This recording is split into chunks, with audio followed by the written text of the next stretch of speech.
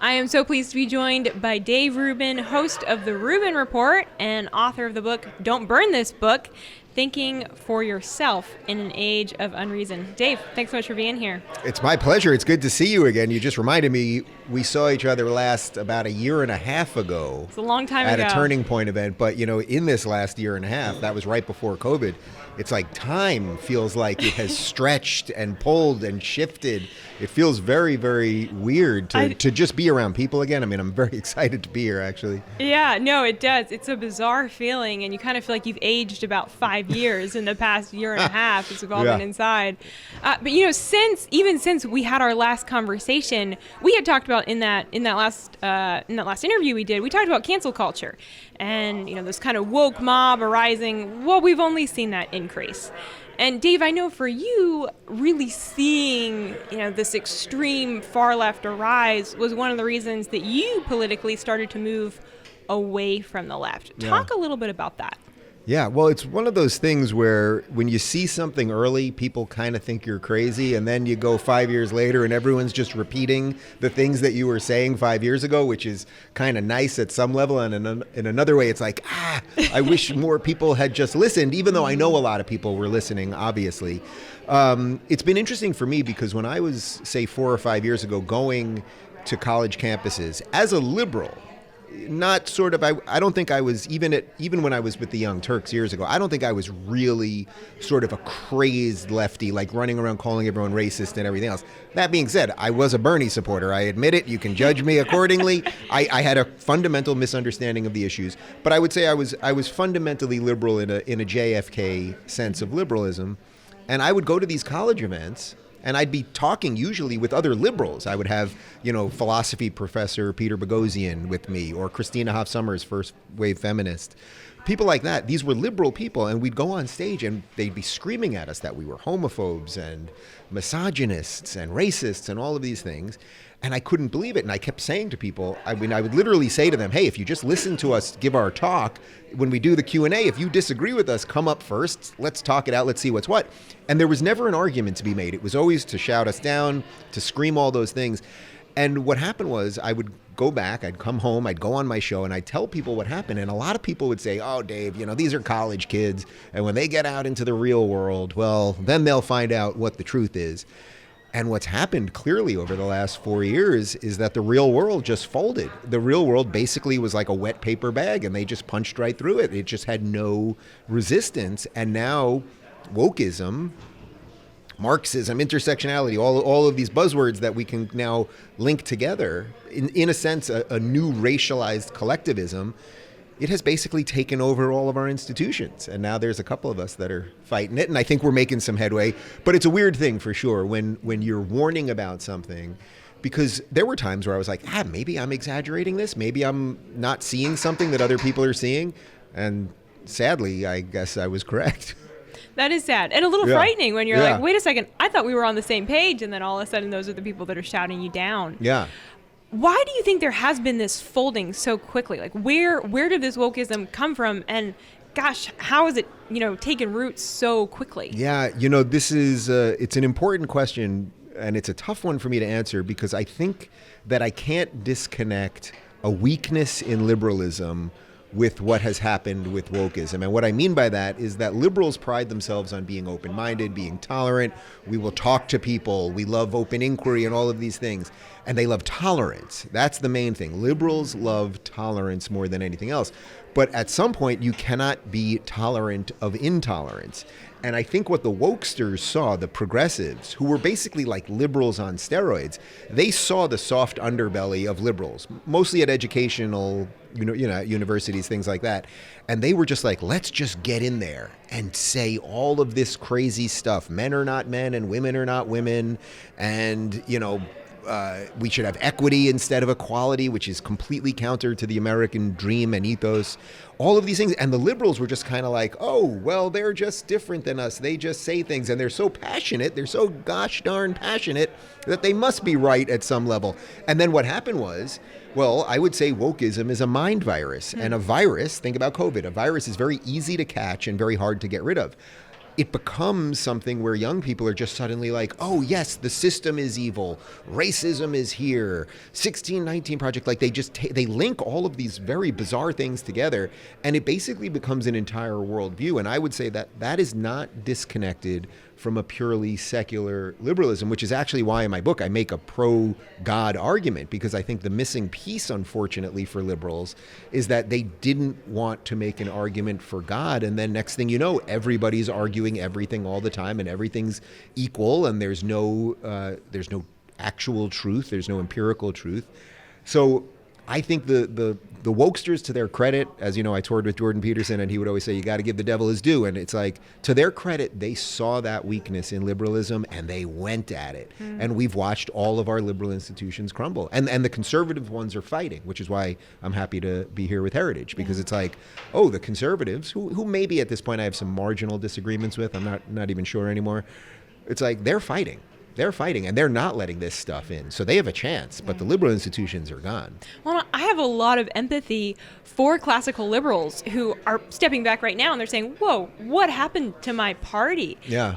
Gosh, that's got to be hard for those people. Well, they're conservatives now. I mean, that really is the truth. For me to tell you that I'm not a conservative at this point doesn't really make sense. It was a long journey to get there, but I don't mind saying it now. And I think if I'm going to help with anything in the next year or two, it's that I do want to help fix the word conservative, because a lot of the old school liberals, they know that at this point they're conservatives. They know that liberalism in that sense has been destroyed. They know that the left has just run ramshot over all the things that they cared about.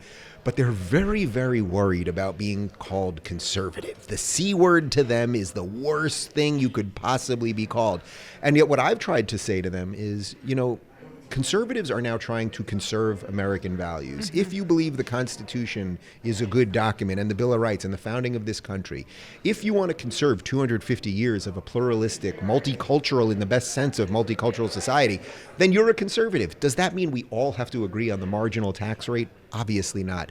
I actually think that even on the conservative side, there's a wide tent on all sorts of issues. So you could even take an issue like abortion, which for conservatives is like, usually thought of as the one that you must be pro-life. Well, look, there's people like Rudy Giuliani, who's obviously a conservative, who obviously worked for President Trump. He's pro-choice. He's begrudgingly pro-choice. He wants very specific limits on it and things like that. No one's running around saying he's not a conservative. So I want to show people that conservatives actually, in many ways, are acting much more liberal than the lefties. Conservatives are open-minded. Hey, let's talk about this stuff. And at the end of the day, if we agree to disagree on some issue, well, we both want to live in the same country. That's not how the left is operating anymore. So I want to be the Moses for those liberals that are like, oh no, we got to leave Egypt, we got to leave the democratic plantation, but we're afraid. Yeah, well, and I think what you're saying essentially is a theory that I have, which is that a lot of people are actually conservative. They just don't know it. They don't know it. They've been told all their life, if you care about people, then you're probably liberal, and like all of these things. Yeah. And no, that's not accurate. And we need to be able to communicate the ideas to them in a way, like you're saying, that they can understand and not be scared off by the terminology or whatever it might be. Well, that's why I think I could play an interesting role in this, because that is interesting to me, that I think people, especially that are your age, which is younger than me, I'll be 45 in a couple weeks. That's not that old, but I'm not 20, right? And I think for young people, it's like nobody wants to be 19 and like, I'm a conservative. It doesn't sound right. It doesn't really make sense. It's sort of like, and there's a reason for that in terms of age and in terms of wanting to change the world and wanting to understand that there are time-tested traditions that are true and that family means something and continuity means something. But it doesn't sound cool for a 19-year-old to be like, I'm a conservative and this is why. So, but what we have to show conservatives, and especially young conservatives, is actually the things that conservatives are now fighting for freedom and liberty and choice and family and tradition and all these things. These actually are cool. They really are the cool things. They may not feel like it because that's not what the celebrities are showing you, but I don't even know who thinks celebrities are cool anymore. I mean, they're a bunch of whiny, preachy, pathetic. I'm trying to be nice. I'll leave it at that. Well, I so appreciate the platform that you have, Dave, on the Rubin Report. You have such a skill for meeting people where they're at. You're willing to talk to anyone. Is that something that's always come naturally for you, or did you have to kind of train that muscle? I would say we're all wired a little bit differently. I think I'm wired somewhat cool, so it takes a lot to really get me to be outraged about something. Over the last couple of weeks, as the news has gone sort of crazy and riots in the streets and people being attacked, there were a couple of days where I was doing my show where I was definitely like a little hotter than I normally would be. But I would say my wiring's kind of cool, and because of that, and because of actually my good liberal roots of tolerance and decency, I don't mind if you said something to me that you had a deeply held political or religious belief that was different than me. Like I don't mind that. I enjoy that. It's like, oh, there's 350 million people here. It's okay. It's okay. I'm not God. It's okay. We could disagree on some stuff. That's just fine. So I would say it was a little bit just sort of how I am, and then it was a little bit just learning it. I didn't go to class to learn how to be an interviewer. You just start doing it. You know this. You just start doing it, and then you kind of just figure out what your thing is. But as far as I'll talk to everybody. I would say the caveat to that is I won't talk to people who have relentlessly and sort of mercilessly personally attacked me. So I see this with a lot of these lefties. They'll attack me for weeks, call me all the worst things in the world, and then say, see, he won't debate me or he won't talk to me. And it's like, well, actually, if you would have just reached out to me and said, hey, Dave, I have some differences with you, let's talk, that would have been fine. But if you're going to call me a sellout and God knows what for weeks, it's like, no, I don't need to do that. So even my tolerance has its limits. For sure. That makes sense. It has to. Now, as you began to shift more to the right politically, what was the response from your audience, from your listeners who were with you from the beginning, who knew you as being a liberal? Yeah, it's interesting because, I saw it happening, and I saw some people were like, oh, this is amazing. Some people were like, oh, you're selling out to the dark side. I saw sort of every version of that. But I always felt that if I did what I thought was right, that it wouldn't fail, something like that. Like if I just said what I thought was true and I was honest about what I was thinking, that wherever it was going to get me was going to be something decent in the distance. And I guess that is how it turned out. Look, I've definitely lost fans for sure. I would say my more lefty fans at the beginning, people will send me messages every now and again. It's, I used to love you 5 years ago and then you supported Trump. It's like, all right, yeah, I did. And I've explained why a million times. But it's like, okay, you don't have to like me anymore. Like, that really is okay.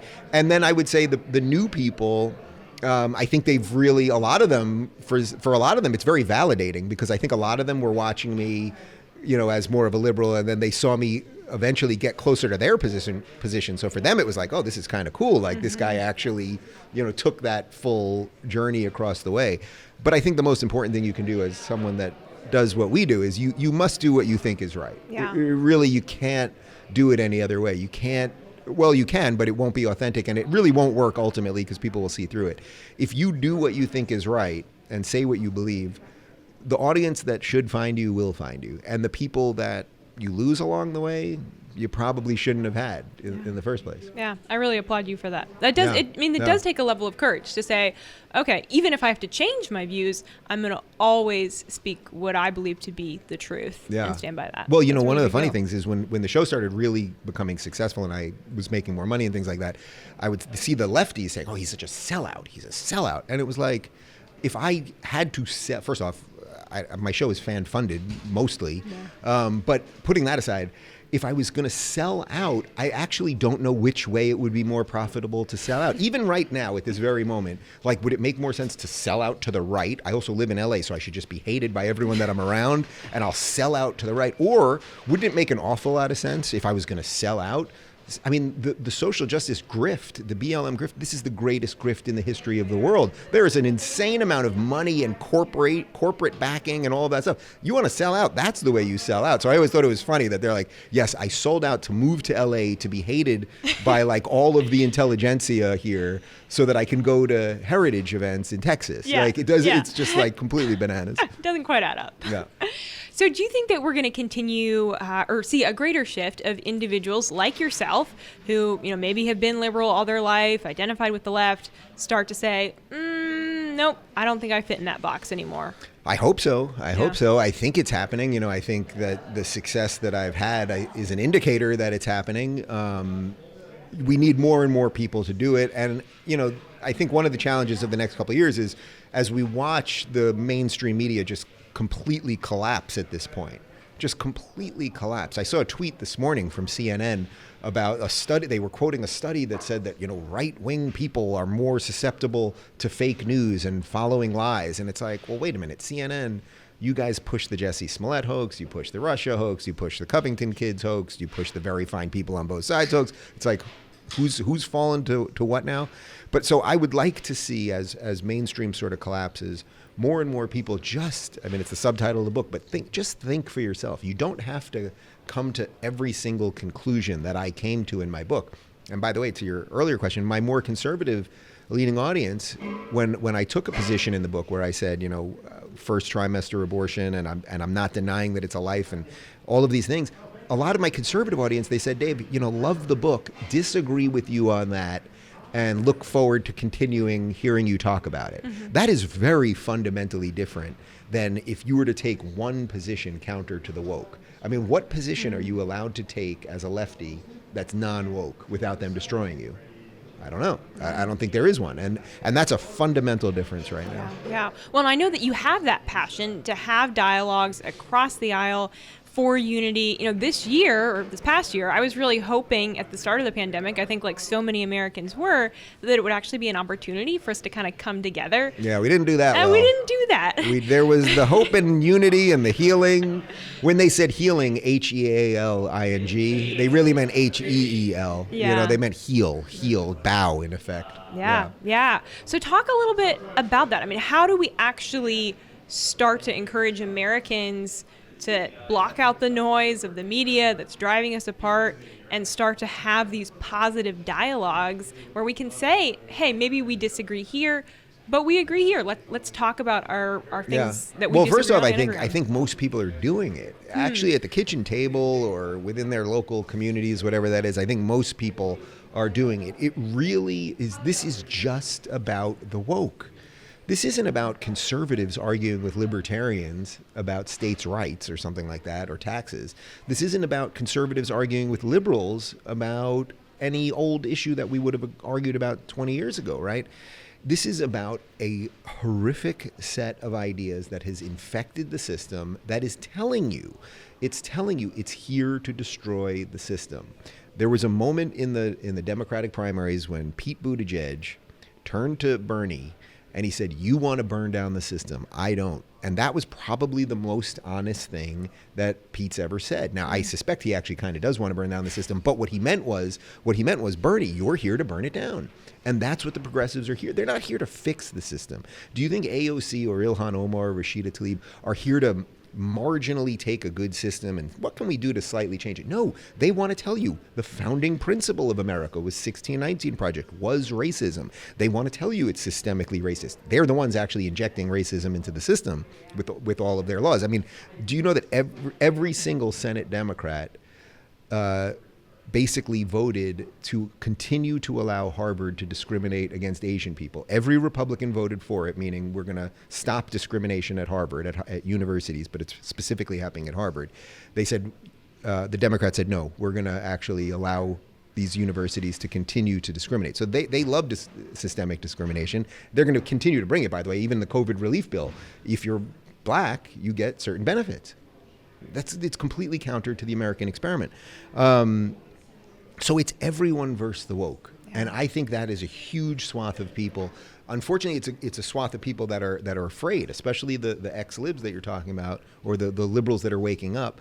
They're really held hostage by these things. They love the New York Times. They love CNN. They love Harvard. They can't believe that these things are as evil and corrupt as they are, but they are. So we have to just show those people, hey, there is something over here, and it's wide and it's open and it's decent, and I always tell people it's like all you have to do really is just be a little bit better than them, and that's actually not that hard. Yeah, well, I really respect you for the fact that you're very comfortable in saying now, yeah, I'm conservative. You don't agree with everything though that many conservatives agree with. There are you and I have differences of opinion, sure, but you're still comfortable with that. Yeah. How did you get to that point? Well, I'm okay with that. I mean, I guess I would say that is a liberal principle. Actually, to be okay with someone else's opinions in many ways is a truly liberal principle. So I would say I haven't let go of that. I would say really the main one, I think, that I would it's not even a disagreement with conservatives. The position that I take on abortion is, I know, not the main conservative position. However, a lot of conservatives privately will say that they actually are okay with something similar to what I've laid out in certain circumstances, at least. And I know we could talk about this for hours, but I go into it in the book if people want a little more of the specifics. But what I've found is, when I talk about this with conservatives, and by the way, I've debated this on my show with Dennis Prager and with Ben Shapiro, there's an agreement sort of at the end that, again, we want to live in the same country. So I'm not here at a heritage event to get up there and say, conservatives should be pro-choice. First off, it's not one of the main things on, if I was looking at my top 5 issues, it's just not one of those for me personally. But what I want conservatives to say is, hey, there's just room for people like you. Yeah. And I think conservatives have done that. For example, at the Turning Point Student Action Summit last year, they had an Atheists for Liberty group there. I thought that was pretty extraordinary. It doesn't mean that that the atheists should overtake the party, or that they should be railing against God or trying to confuse traditional religious conservatives about religion or anything.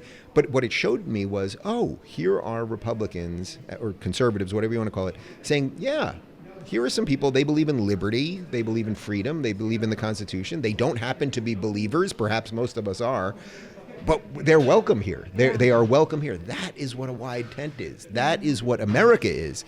So there's just more room there. There's more. It's just obvious to me. It's like, if you're just looking down the road and it's like you got a fork in the road and it's like, man, scorched earth over there, or I don't know, these guys, maybe they're a little scary sometimes, but they're not that scary actually. And you just go down there, and then you know what? They treat you nicely.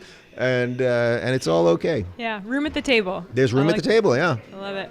So let's talk a little bit about the book. Yeah. Don't burn this book. I love the title. Yeah. You're gonna like the second title, but I haven't announced it yet. Yeah, excited for the new book that's coming out.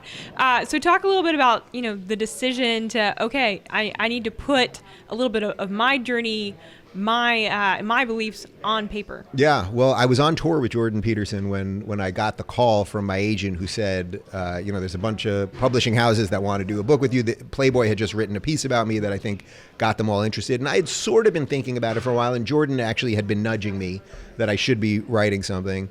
And, it took a couple days, the deals sort of got put on the table, and then I was like, all right, I'm going to do it. And I signed a deal, and then once you sign it, then you really got to write it. And I have to say, I loved writing it. I didn't know that I was going to love writing it, but I would basically wake up, I would walk the dog, I'd have my coffee, and then I would go into my office, shut the door, and I found that I could just write and write and write and write and write for hours and hours. Sometimes it would be like 3 p.m. I hadn't even eaten. And then when I was done, I was done. So if it was like 3 p.m. and I got to where I needed to get, close my computer, and that was it for the day. Sometimes it didn't make it all the way to 3. Sometimes I would, sit there for 2 hours and I couldn't really get much going. But I love the process of it. And I think what I'm most, I would say, pleased about, I mean, the book did well and all that, but I would say what I'm more pleased about is that it really helps you make your thoughts fully concrete. Like it's one thing when we sit here and talk about these things and, there could be a little gray area on what specifically we're talking about or something like that. But when you put it in book form and you see it on the paper, it's like, I want to be clear about these things. I want to really be clear about what I think about these things. So I think it's made me a better speaker as well, because I really had to refine the thoughts that I put out there.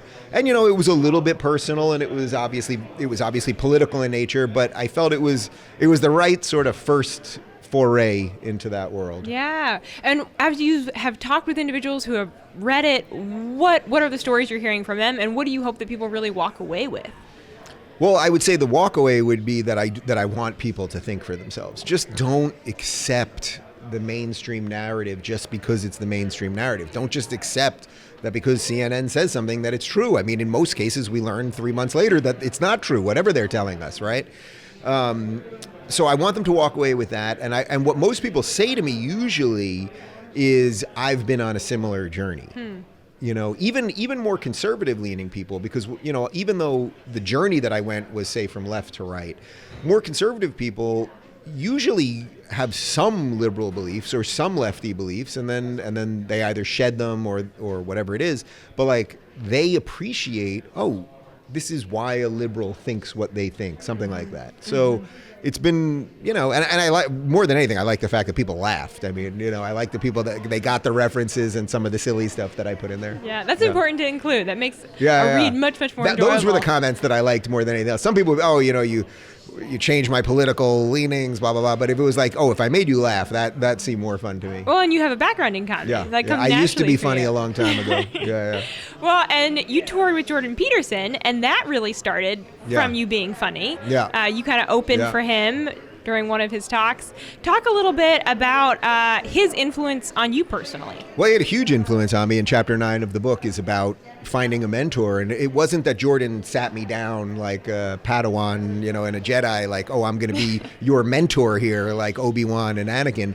But it was really that after a year plus of traveling with him and seeing someone at the top of their profession, what I would say the most influential public intellectual that we have on earth, even right now, to see that night after night, to see him expand his knowledge base every night. So, on some nights he would talk about something, and then he would say at the end, he'd say, I think I've taken that as far as I can take it tonight. But then I would watch him the next night take it a little bit further, because he would think about it after. To watch that, it completely seeped into me. I remember sitting there, actually, one night we were about halfway through the tour, and I had the best seat in the house every night because basically I was, on a chair on the side of the stage, so I was sort of behind Jordan, and I could see the whole crowd. I mean, it was an incredible view that I had. And I remember sitting there and thinking, man, if I can't take something powerful from this, then something is really wrong with me. Like, here's this guy changing thousands and thousands, actually millions of people's lives through his words, through his beliefs. I'm on the ride. Yeah. So something has to change in me throughout that. And I think he did help me crystallize some of my thoughts around belief, which I get into in the book, and around family and some other things. That's so neat. Yeah. That is such a gift to night after night. Yeah, be it was listening. A gift. Yeah. Wow, that's incredible. Who are some of the other leaders who have influenced you, whether it be authors or thought leaders? Well, it's interesting. I would say now, Dennis Prager has definitely become he's become a good friend of mine, but also a mentor in a certain respect.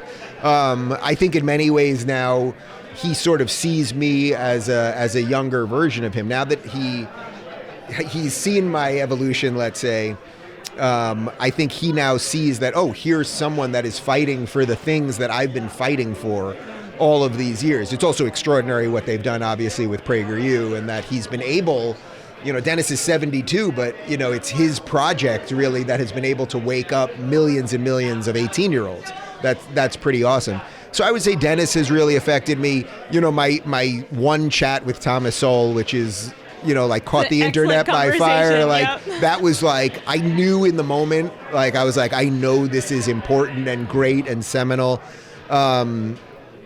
I'm going to give you one or two others. Well, I would say, chatting with Ayaan Hirsi Ali, who's also become a friend, someone who just has lived through such brutality to now move to the West to fight for freedom and to look at us and say, guys, you're missing the boat here. Something bad is happening. I've seen it before. I absolutely adore her and respect her. And then, I would say Larry Elder. Also, there's the famous moment where Larry and I got into it, and I said, well, what about systemic racism? And he pointed out that it does not exist, and really that was one of the moments where the crack in the ice got a little bit bigger. Yeah. Dave, thank you. I want to encourage all of our listeners to check out the Rubin Report. Go on Amazon, buy your book, Don't Burn This Book, Thinking for Yourself in an Age of Unreason. Dave, thank you for your time. It was my pleasure. It got loud out here. I think we got a crowd. Is that for us or for the food? I'm not sure. It's for the food. It's for the food.